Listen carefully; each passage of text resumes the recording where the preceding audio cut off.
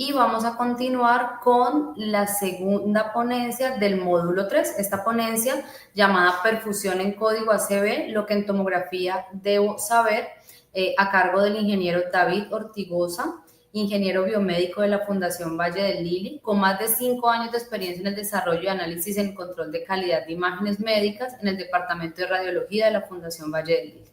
Especializado en la implementación de tecnologías innovadoras para optimizar flujos de trabajo en radiología mediante la integración de diferentes tecnologías que permitan la mejora eficiente, costo efectiva y precisión diagnóstica.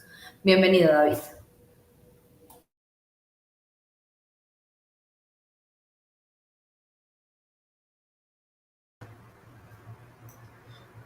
Bueno, buenas tardes, muchas gracias a todos por la invitación. El día de hoy vamos a hablar de perfusión en código ACD, complementando la charla que vimos ahorita, básicamente, como una herramienta avanzada que nos va a permitir resolver y un poco tener información adicional en el código. Entonces, esta va a ser nuestra ruta de aprendizaje. Básicamente vamos a pasar por 4 grandes temas. Y recordemos que ¿qué es la perfusión cerebral por tomografía? Y en resumen, es una técnica avanzada que permite evaluar el funcionamiento vascular de los diferentes vasos cerebrales mediante la generación de diferentes mapas paramétricos que son generados posterior a un procesamiento. Aquí a la derecha de la pantalla podremos ver cómo tenemos estas imágenes que son un mapa de volumen y mapa de tránsito medio. Ahora bien, el principio de funcionamiento en el que se basa la perfusión por tomografía consiste en la detección de los cambios de densidad generados después de la inyección de un medio de contraste. Y esto permite que los estudios de perfusión por tomografía sean más fáciles de analizar, ya que hay una relación lineal entre la densidad del voxel y la concentración del medio de contraste. Tengamos en cuenta que cuando hacemos esta inyección del medio de contraste usamos un modelo fisiológico, el cual vemos en pantalla, para el cual la microcirculación se modela en el análisis en que una pequeña región, que es nuestro voxel, ingresa el medio de contraste por la fase arterial, se diluye a través de los capilares y tiene esta salida venosa. Que es importante tener en cuenta que el volumen de nuestro voxel, debido a las tecnologías actuales, es mucho mayor a el tamaño del capilar, por lo cual cuando estamos evaluando un voxel, realmente lo que estamos teniendo información es el promedio del paso del medio de contraste a través de los diversos capilares. Entonces viene la pregunta, ¿y por qué la relevancia, por qué la importancia de la perfusión en ACV?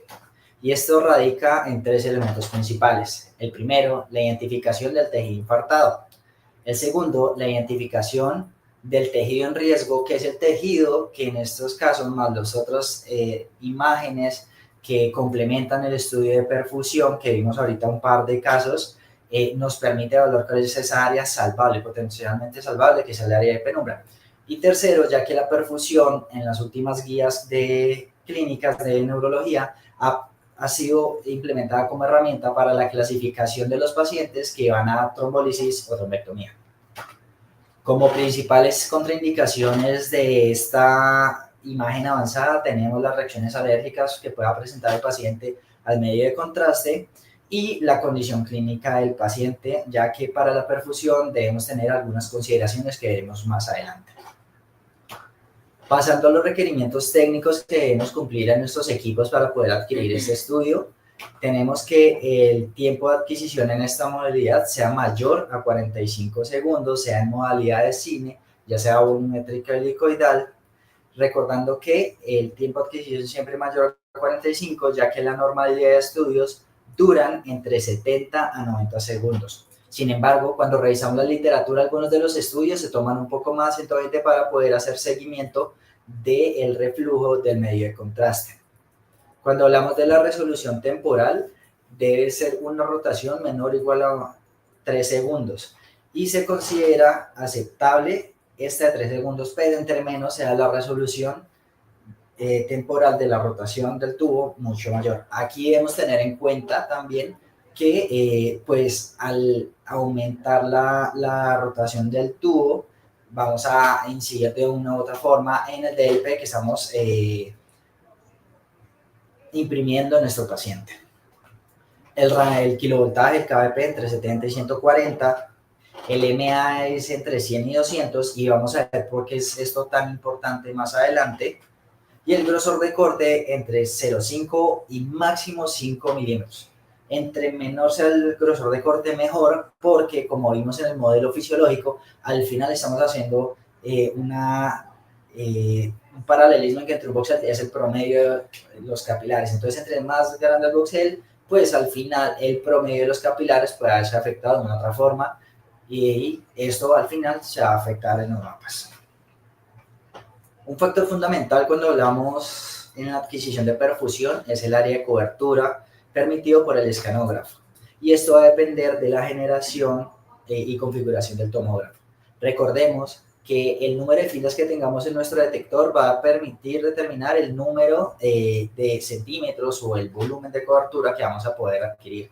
Entonces 16 2 centímetros, 64 4 y 320 filas 16. A medida que vamos subiendo el número de filas, vamos a poder adquirir un mayor volumen. Lo recomendable sería poder tener un volumen de 16 centímetros donde vamos a poder abarcar todo el parénquima cerebral. Sin embargo, ¿qué podemos hacer cuando tenemos configuraciones que no alcanzan a cubrir todo el parénquima cerebral? Pues hay una opción que nos permite ampliar este rango, que es el desplazamiento de la mesa, también conocido como toggle table, en el cual vamos a poder duplicar el volumen que tengamos. Una consideración muy importante cuando hacemos esta opción es que la resolución temporal entre las dos capturas, entre el paciente sube y baja, tiene que ser menor a los 3 segundos. Esto es súper importante porque al tener esto presente, si tenemos momentos temporales más largos, la información no va a ser fiable y vamos a generar un factor confusor en los algoritmos de postprocesamiento. Entonces, algo importante que vemos y una limitación que debemos tener en cuenta frente a la perfusión es que en fosa posterior es muy difícil evaluar en tomografía, ya que la morfología que tenemos en esa estructura va a generar un endurecimiento de las, lo cual va a limitar el análisis frente a otras modalidades como la resonancia. Actualmente han salido nuevas implementaciones de nuevos protocolos que se enfocan en fosa posterior. Sin embargo, pues en este caso, si nuestro interés es hacer toda la cobertura y queremos realmente ver, ok, es fosa posterior, es a partir de cerebro, entonces esto va a demorar un poco en la configuración del equipo. Y es muy raro que la clínica dé tan específico para que el médico diga, hagámoslo en fosa posterior. Cuando tenemos la sospecha, es mejor, si se tiene la opción, evaluar la adquisición por resonancia magnética. Ahora vamos a hablar un poco de las consideraciones del medio de contraste que debemos tener en cuenta. Y las especificaciones son que tenga una alta concentración de 300 a 370 miligramos por decilitro, tener un acceso venoso periférico entre 18 y 20. El rango del volumen del contraste va a depender mucho del protocolo institucional. Sin embargo, lo que encontramos en la literatura es que puede ir desde 35 a 100 mililitros, y la velocidad se sugiere que se acompañe con un volumen de solución salina. Si es posible, si tenemos estos inyectores de doble tubo, que apenas termine la inyección de mi medio de contraste, combinarlo con el volumen de solución salina para que siga pasando el medio de contraste de forma correcta en el parénquima cerebral. Y adicionalmente la tasa de inyección, esto es algo muy dependiente de qué plataforma estemos usando, cómo es el protocolo institucional, porque la velocidad de inyección va a afectar directamente en el algoritmo de postprocesamiento que podamos usar. Y esto determina qué tipo de mapas vamos a poder generar. De 4 a 7 mililitros podemos hacer algoritmos de convolución. Estos algoritmos permiten este tipo de velocidades, y mayor a 5 mililitros por segundo máximo no slope. La recomendación es usemos un rango entre 5 y 7, ya que si en ese rango podemos usar los dos algoritmos, lo cual nos va a facilitar procesar en cualquiera de las plataformas que tengamos. ¿Por qué es importante el MAS que mencionamos en la diapositiva anterior? Debido a la concentración. Debido a esta concentración es donde mejor reacciona para la evaluación de densidad, como sabemos cómo funcionan los rayos X, y además para poder, la mejor interacción con la medida de contraste. Entonces, Algo del medio de contraste que debemos tener en cuenta es que mencionábamos el acceso venoso periférico, pero la pregunta es, ¿se puede hacer en pacientes con catéter venoso central? La respuesta es sí, bajo estas condiciones. Uno, el paciente de UCI no se le puede hacer un acceso venoso periférico. Debemos tener un estricto protocolo de preparación en los cuales debemos evaluar la tasa de inyección. Y esto va a depender directamente de la ficha técnica del catéter venoso central.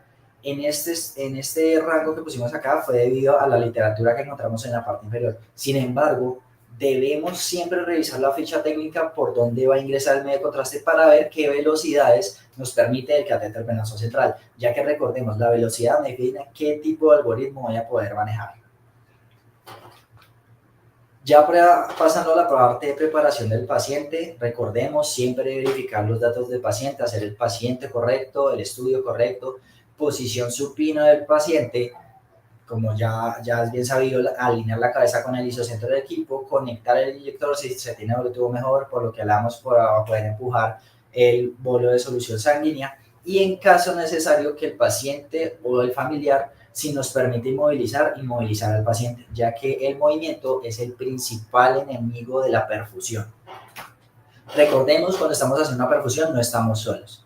Tenemos al grupo de enfermería, neurología, al radiólogo, a los auxiliares, al farmacéutico y el rol como tenemos todos en pro de la atención centrada en la persona, tanto nuestro paciente que está en este momento como la charla en un código CB, como al familiar para darle soporte y ayudar a tomar las mejores decisiones en la terminal de estudios. Siempre debemos estar muy concentrados en garantizar siempre un estudio correcto de la forma correcta. Entonces, ¿cuál es el protocolo de adquisición que tenemos institucional para el código ACB? Básicamente un cráneo simple, ya que nos va a permitir definir la región a evaluar e identificar la presencia de hemorragias. Porque esto es muy importante. Cuando hay una hemorragia no se recomienda hacer la perfusión. Si no presentamos contraindicaciones, hacemos la adquisición de la perfusión. Miren aquí a la derecha como tenemos la imagen, cómo vemos que ingresa y sale el medio de contraste a través de estas imágenes de cine que recordemos debe ser mayor a 45 segundos. Como podemos ver, llega hasta 1 minuto nuestro estudio. Y seguido de esto, hacer una evaluación de las arterias carótidas y cerebrales, porque puede que el trombo no esté a partir del polígono de Willis y todas las irrigaciones, como vimos en la pasada, sino que esté a nivel carotidio o inclusive a nivel cardíaco. Que es por eso es importante, en algunos estudios muy rara vez se acompaña un ejetal cardíaco, pero si vemos que todo el estudio no presenta signos, puede que el grupo médico tome la decisión de una ejecutar coronaria, a ver si hay un trombo ahí que puede estar generando el déficit neurológico. Entonces, ¿cómo pasamos de la imagen que adquirimos, que vemos aquí en la parte de la izquierda, a estos mapas? Pues básicamente la respuesta es un postprocesamiento y este puede ser de diferentes maneras, manual, semiautomático u automático. Independiente del modo de operación que tengamos para nuestro postprocesamiento, todos se basan en 2 cosas: la función de entrada arterial AIF o la función de salida venosa VOF, las cuales son las precursoras de estas curvas de atenuación, tanto arterial como venosa. Y voxel a voxel se va teniendo en cuenta bajo el análisis y comparación para poder hacer nuestros mapas de perfusión. Entonces, en el postprocesamiento podemos tener en cuenta 2 técnicas importantes, 2 familias de procesamiento, ya las hemos mencionado antes, cuando hablamos de la importancia de la velocidad de inyección. Y una es la primera familia, el análisis compartimental, la cual es un modelo simple basado en el principio de conservación de la masa. ¿Qué quiere decir esto? El medio de contraste que entra es el medio de contraste que sale. Básicamente, bajo ese se diseña el algoritmo de compartimental. Es poco sensible a la resolución temporal. Esto quiere decir que no tengo que tomar las imágenes cada medio segundo, sino que en 1 segundo. Ya vimos ahorita en las especificaciones técnicas cuánto nos pedía, y debido al modelo simple de que entra, sale, el tiempo de procesamiento es menor. Por otro lado, la otra familia es el análisis de convolución. Es un modelo matemático mucho más avanzado que permite evaluar la permeabilidad capilar, debido a que al ser modelado puede ser llevado a un análisis computacional que es el que usa este sistema para evaluar. Totalmente sensible a la resolución temporal, debido a que los análisis de convolución son muy sensibles a estos momentos temporales para poder hacer la curva de cómo se comporta. Y al ser tan complejo matemáticamente, pues consume mayor tiempo y recursos. Algo que es muy característico de nosotros es que son súper sensibles al movimiento. Y algo que quiero que se lleven en esta charla es que el enemigo es el movimiento en la perfusión. Más allá de los algoritmos de corrección de movimiento y todo esto, es recomendable garantizar que el paciente no se mueva. Entonces, un poco para hacernos la idea un poco más gráfica de cómo son estos algoritmos y cómo funcionan, pues aquí tenemos el maximum slope y tranquilos que aquí está, este es maximum slope y este es el de análisis compartimental. Les ofrezco una disculpa por el nombre. Cuando hacemos el de análisis compartimental, que obtenemos los parámetros directamente desde la if, vemos que tenemos el time to peak, que es el tiempo en que el medio de contraste viene y alcanza su máximo, ¿cierto? El Cmax, que es un estimado al flujo sanguíneo cerebral, no es exactamente el mapa de flujo, pero es un estimado. El tiempo arriba del bolo es que, ok, simple, llegó el medio de contraste y empieza a cambiar cómo se ve mi parénquima en la imagen. El tiempo de salida listo, ya llegó y ahora cuando vuelve a su densidad normal, pues recordemos que queda una parte de reflujo. El tiempo en que inicia y sale el medio de contraste y el first moment time, que en este tipo de algoritmos compartimentales se parece a un mapa de tránsito medio. Finalmente, el mapa de volumen, que es el área bajo la curva. Todo lo que esté aquí calculado, la suma de estos valores, de todos estos valores, me va a dar cuánto es el volumen en esa zona del cerebro. Por otro lado, el de convolución se basa en, matemáticamente hago el cálculo y me queda esta curva, ¿cierto? Entonces, bueno, ¿cuánto va a ser el volumen?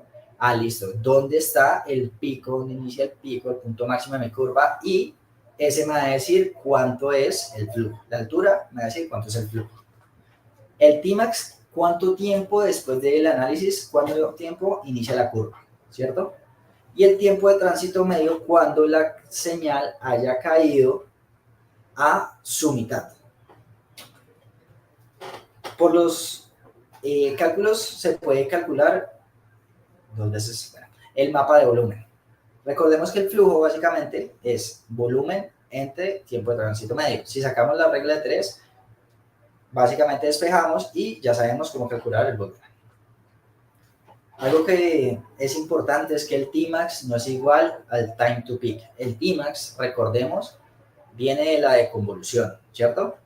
Y el time to peak es en el análisis compartimental. No son comparables, por lo cual, si le llegan a preguntar si puedo cambiar uno con el otro, no. Es diferente el procesamiento el que me genera cada mapa. Ahora, hay herramientas que me pueden generar los dos, que corren el procesamiento en los dos mapas, entonces, pues, en el estudio generan los dos mapas, perdón. Entonces, ya hemos visto un poco de la adquisición, cómo se genera, cómo son cada algoritmos. Ahora, ¿qué debo tener en cuenta cuando la voy a postprocesar? Y aquí hemos desarrollado esta sigla que es multa, la cual va a tener los elementos que siempre debemos evaluar en la perfusión. Entonces, el primero es movimiento, seguido por umbrales. El tercero, localización. El tiempo de llegada al medio de contraste y los artificios. Cuando hablamos del movimiento, recordemos, es nuestro principal enemigo y es generado por movimientos del paciente. Aquí a la derecha podemos ver una imagen donde nuestro paciente se mueve sutilmente. Como podemos ver, hay un cambio en las estructuras leve, pero se ve el salto de la imagen. ¿Cómo evaluarlo? Entonces, cuando queremos evaluar movimiento, tenemos varias opciones. Una es deshabilitar la corrección de movimiento en la plataforma de postprocesamiento y usar la herramienta de cine en diferentes planos. Como podemos ver aquí, hemos deshabilitado y vemos que el paciente se mueve en la adquisición del estudio, va a generar estos artefactos lineales que van a representar el movimiento. También vemos un cambio en las estructuras anatómicas. Esto es más fácil de evaluar si el equipo nos permite ver el cine en el equipo, es mejor verlo en el equipo. Las plataformas de postprocesamiento normalmente hacen una corrección de movimiento antes. Entonces, si podemos evaluar el movimiento en el equipo, es mucho mejor y aumentamos nuestro tiempo de respuesta para poder decirle al grupo de neurólogos, radiólogos, ya están las imágenes, por favor evalúen con el respectivo responsable. Otra forma de visualizarlo un poquito más avanzada es el análisis de la curva. Aquí a la derecha, en la parte superior, podemos ver el comportamiento normal de este tipo de estudios. Tenemos una curva que sube y baja y se estabiliza, y tanto para la fase arterial de color rojo, la fase venosa de color azul. Cuando vemos que estas curvas presentan dobles, tríplicos, triples y están incompletas, podemos pensar que el paciente presenta movimientos o tiene otros artefactos que veremos más adelante. Entonces, el tener estas dos herramientas nos permite tomar decisiones críticas a la hora de generar tanto mapas o toma de decisiones para qué debo hacer y qué no debo hacer con este estudio, si tiene buena calidad o no. Ahora, ya sabemos cómo evaluarlo, falta ver cómo clasificarlo. Y la primera clasificación es movimiento leve, donde no hay cambios drásticos de la imagen durante todo el estudio. Aquí en la derecha podemos ver un ejemplo, vemos que hay un cambio de la anatomía, pero en general la relación de las estructuras se mantiene. Por otro lado está el movimiento fuerte, aquí a la derecha vemos que hay cambio en varios puntos temporales, en varias de las fotos que tomamos durante el tiempo de la adquisición, vemos que cambia drásticamente la anatomía y adicional los artefactos que mencionábamos ahorita. Para solucionarlo, dependiendo de la clasificación, tenemos diferentes opciones. En el leve, simplemente en nuestra plataforma de postprocesamiento, aplicamos la corrección de movimiento. Miren a la izquierda cómo era nuestra imagen sin corrección versus nuestra imagen de la derecha que tenemos la imagen con corrección. Vemos que el sistema, cuando el movimiento es leve, quiero aclarar, puede corregir ese movimiento. Sin embargo, cuando tenemos un movimiento fuerte, como recuerdan en la diapositiva pasada donde veíamos que cambiaban drásticamente las estructuras y teníamos un artefacto de endurecimiento, pues no se recomienda procesar, sino recuperar las fases arteriales y venosas del estudio. Pasando a la U, tenemos umbrales que hace referencia a aquella presentación que va a permitirle tanto al radiólogo y neurólogo a determinar el área de infarto y la penumbra. Es importante tener en cuenta que a la derecha vemos que hay diferentes mapas, ¿cierto? Todos son mapas, son el mismo mapa, tiempo de tránsito medio, pero son de diferentes estaciones de trabajo. Entonces, cuando estemos procesando, siempre tengamos estandarizado bajo qué layout de colores vamos a presentar los informes. Todo esto debe estar muy determinado dentro de un grupo interdisciplinario, ya que si llegamos a presentar los resultados de forma diferente, puede cambiar la implicación clínica sobre nuestro paciente. Esto siempre debemos tenerlo estandarizado. Además que cada plataforma tiene como sus secretos dentro del algoritmo de postprocesamiento y los mapas van a cambiar un poco en el cálculo de un área y otra. El mismatch es una opción que nos permiten las herramientas de evaluar esa área de penumbra, infarto, y va a ser variable. Algunas herramientas usan debido a cómo lo calculan tiempo de tránsito medio para calcular el área de penumbra, algunas usan el Tmax, otras usan el delay, otras el time to peak. Para el infarto sí, en tomografía el gold estándar es el volumen, básicamente. Entonces, tengamos todas estas herramientas presentes cuando estemos generando nuestro flujo, cuando se esté postprocesando, ya que el tener esto claro nos va a permitir tomar decisiones idóneas para, al final, afectar positivamente las decisiones clínicas del paciente. Cuando hablamos de la L, de multa, llamamos en la L, hablamos de localización. Y cuando hablamos de localización, acuérdense de los dos puntos que estábamos mencionando, el AIF y el BOF, que son los precursores de la curva, ya que son indispensables para calcular los mapas. El AIF va a ser la base para el cálculo de los mapas, y el BOF, debido a que los senos venosos son los vasos más grandes, y la fase, de hecho, los vasos venosos en el cerebro van a ser mucho más grandes que los arteriales, pues nos van a permitir una normalización cuantitativa de los valores.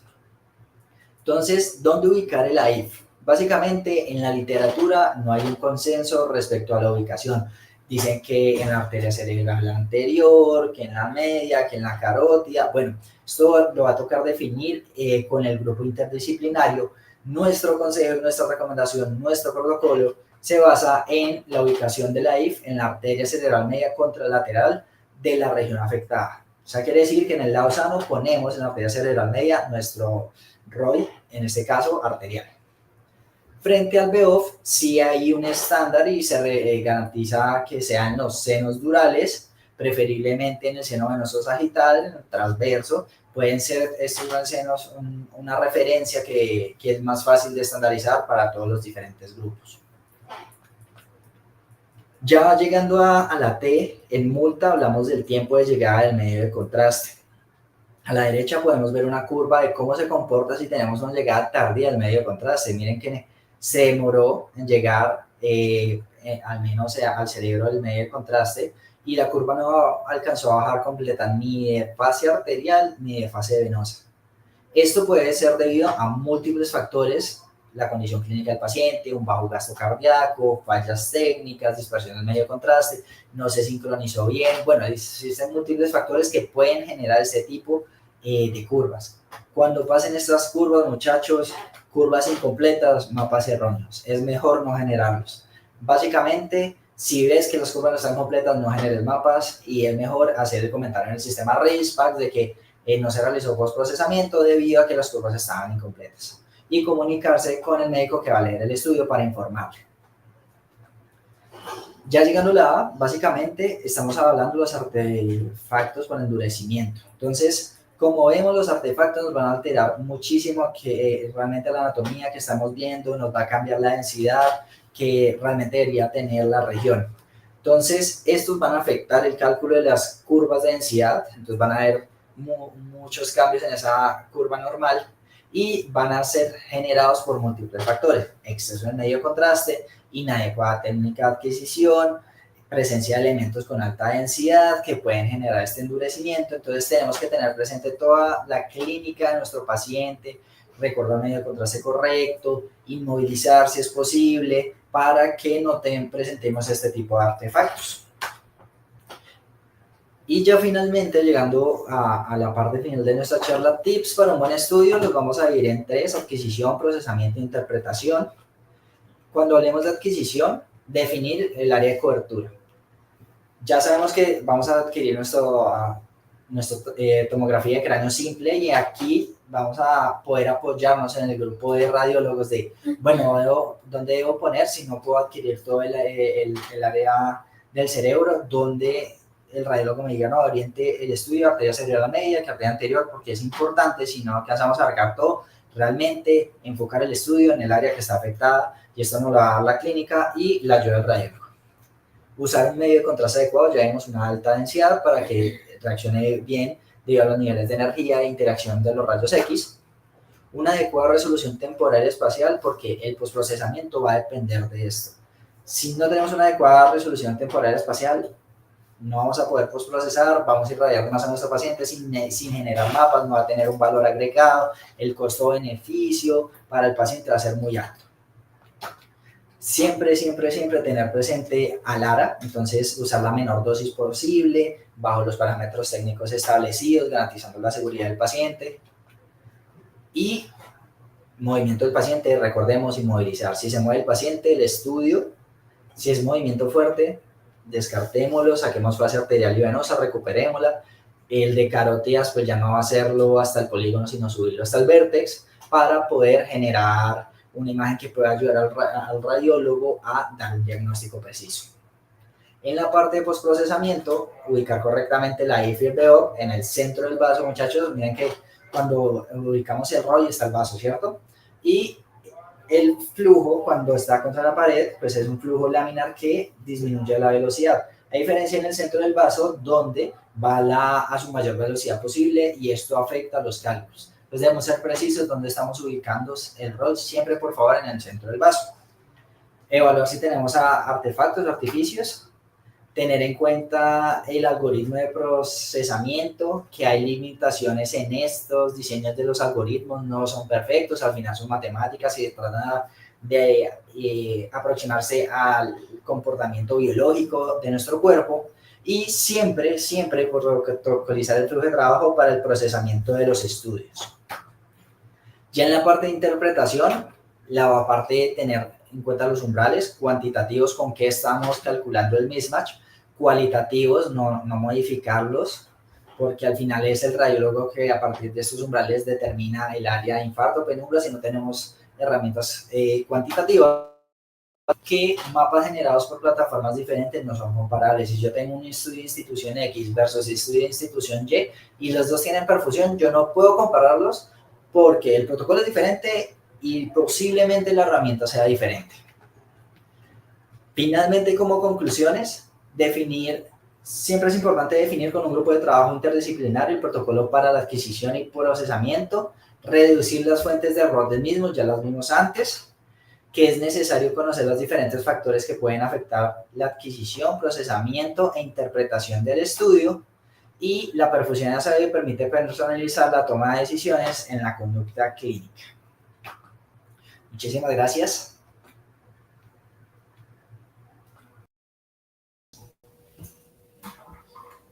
Muchísimas gracias a David por la presentación. Les recuerdo que podemos ir colocando todas nuestras inquietudes para nuestros ponentes en el chat. Ya vamos a tener muy cerca la parte de preguntas y el foro de preguntas. Recibimos todas las preguntas que tengamos referente a los temas que hemos ido revisando.